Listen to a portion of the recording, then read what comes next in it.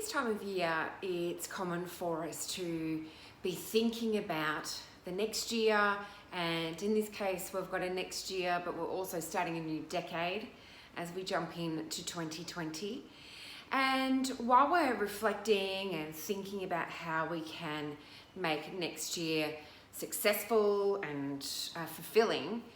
there's one thing we really need to get good at, and that is identifying what our priorities are and also making sure that we're doing the things in line with our priorities, together with all of the other stuff that we have to do.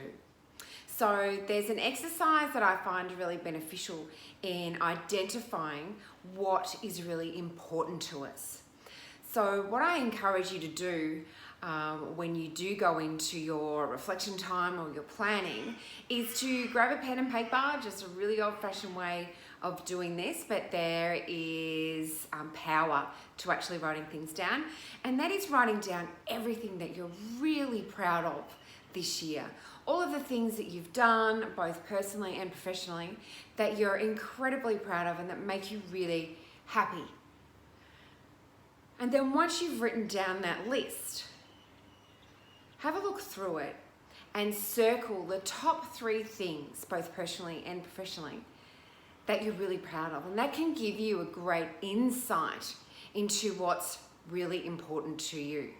So it might be things like you lost weight, or you looked after your health a lot better, that you tried to sleep more in terms of a personal sense, and things like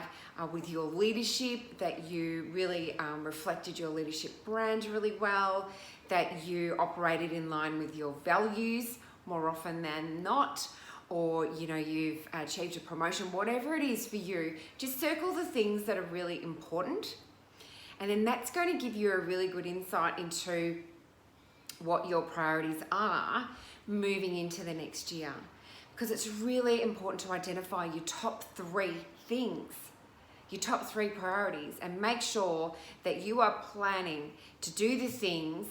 that you need to do that are in line with your priorities, to ensure that you're feeling fulfilled and satisfied, while also doing all of those other things around you. So I encourage you to do that exercise. If you aren't sure of what your priorities are, or that you feel as though you've lost them a little bit, this can be a really helpful way to help you set up your new year. And I encourage you to have a look out, because over the next couple of days I'll be releasing a Power Boost program for 2020 that can help you launch into next year with absolute clarity and confidence in what you have to achieve.